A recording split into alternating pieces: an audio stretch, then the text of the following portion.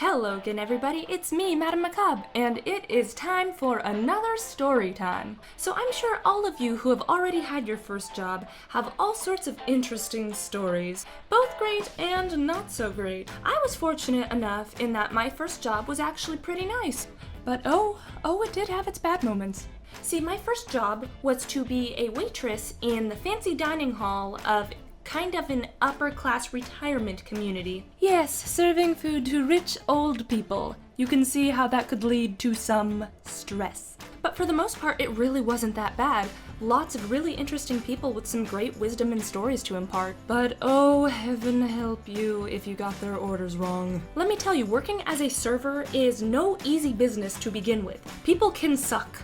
They really can. But old rich people with very particular ways they like to have their things served exactly as such, that can lead to some bad times. Excuse me, miss. There are not enough raisins in my raisin bran. Oh, I'm sorry, sir. I'm not allowed to dig through the box and pick them out, but I could go get you a tray of regular raisins and you could add as many as you like. No, they have to be raisin bran raisins. I can go ask the chef. I'll be right back.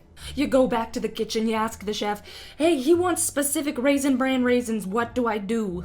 Just give him a cup of regular raisins and tell him that you took them from the box. But isn't that lying? Just do it. And you feel a little bad for being dishonest? But it works. You tell him it's from the box and he's happy, it's a win-win. But those were just your normal Georges and Peggies. You know, the raisin connoisseurs. A little bit picky in some aspects, but otherwise a joy to work with. And it was really fun when you'd get the ones whose filters stopped working because they got to a certain age. You know, the ones who just didn't have a care to give anymore and would practically shout stories and conversations that were totally not dinner appropriate all the way across the dinner hall. Oh, fun times. Back when I was a field nurse, I saw some terrible things. I'd say the worst I ever saw was some poor boy no older than 20. You know what happened to him? He got his willy shot clean off! Aggie, this may not be the best time to shout your conversation across the hall. People are staring. Shot clean off! Gone. There was nothing there. You could see. Okay, Aggie, I gotta go check on the orders. I'll be right back. You run while you can, and you can just see the looks of horror of everyone else around her table you've left behind. Oh, to be so old and to just not care. You wouldn't believe how many horribly morbid, yet still fascinating stories I heard while working there. But today's story is revolving around one particular resident, Miss Bertha. Oh, I can picture her now, buzzing across the hall on her electric scooter, wearing a scowl that would frighten grown men. See, the dining hall had no assigned seating. It was first come, first serve, or if somebody made a reservation. Well, Bertha never made a reservation, but Bertha had a specific seat at a specific table she would sit at every meal. Now, the higher-ups would tell us it was because she was a resident that has been there for quite a while, so she got seniority there. But then your more direct staff mates would tell you that there have been people there longer than her, just nobody was brave enough to say anything to her, so she got to sit at that table and chair. See, I had never had to serve Bertha before because it was always my manager who always dealt with her. He was frightened of her too, but they had built up a shaky rapport in that she trusted him to serve her and she was always hypercritical but never straight up nasty to him. It worked. Well, that day he had called in sick and I was the unfortunate one that got the short straw in that I was assigned to his section. And believe me, I was terrified. I'd seen what she'd done to people before.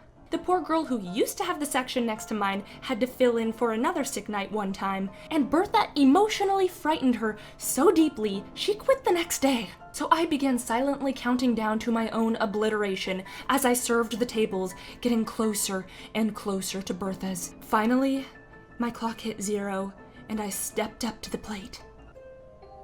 You're not Andrew. He's actually sick today, but I'm more than happy to fill in as your server. I want exactly 6 ice cubes in my water, and I want a slice of lemon, and so help me if there is a seed in that lemon. Oh, dear Lord, was I terrified at this point. She was eyeballing me like a hungry hyena at a carcass. Here's your water. This will do.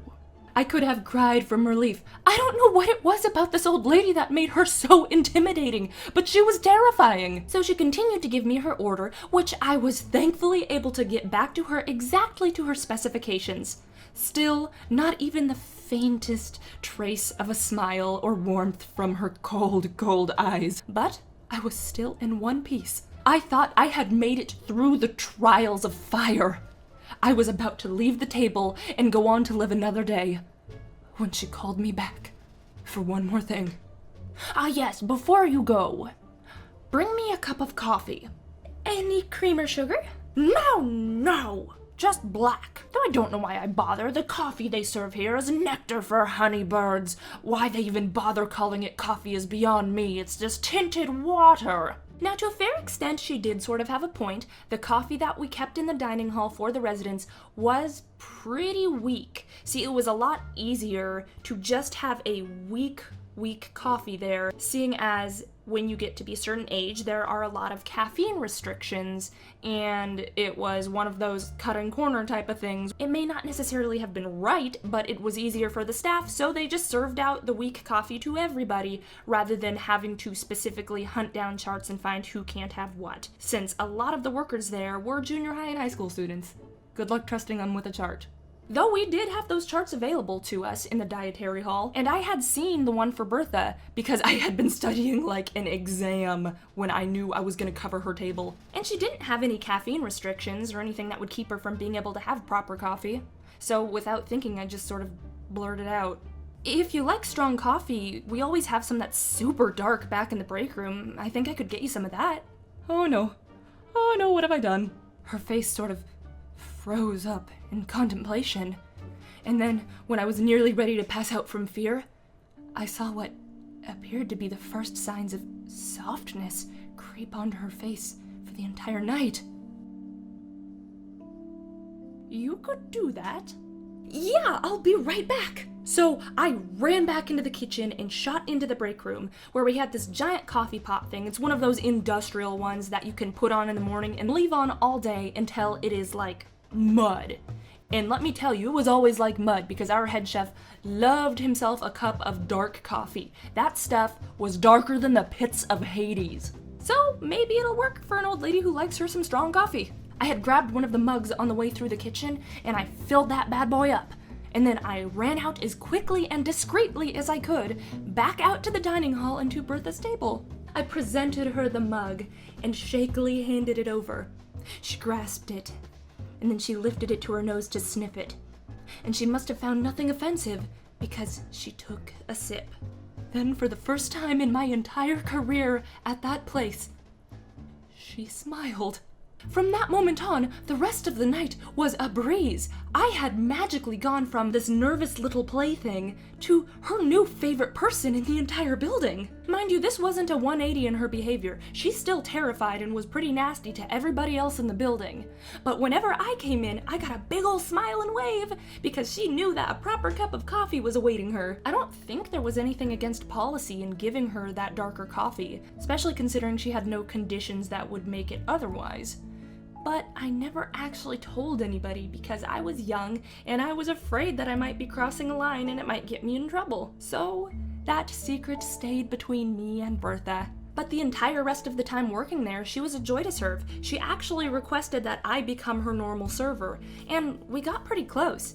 She had tons of crazy stories and actually had a pretty witty sense of humor. She even got me a card when I was quitting my job. Now that was kind of against policy and she wasn't supposed to, but she slipped it to me and told me not to open it until I got home. And when I got home and opened it, out fell a $100 bill. Bertha, you sly devil. So the moral of the story is, when life throws you a terrifying old lady, give her a cup of tar coffee? No, that's not right. Sometimes people hide behind hardened exteriors because they've endured a lot of hardships in life, and if you can work your way through that wall, you may find that they're incredible people.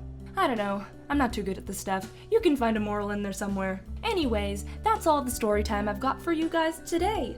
So what about you? You have any crazy first job stories? If you do, share them in the comments below. I'd love to hear them. Thanks for watching. As always, I hope you enjoyed this video, and I will catch you all next time. Bye-bye for now. If there are lemons, so help me.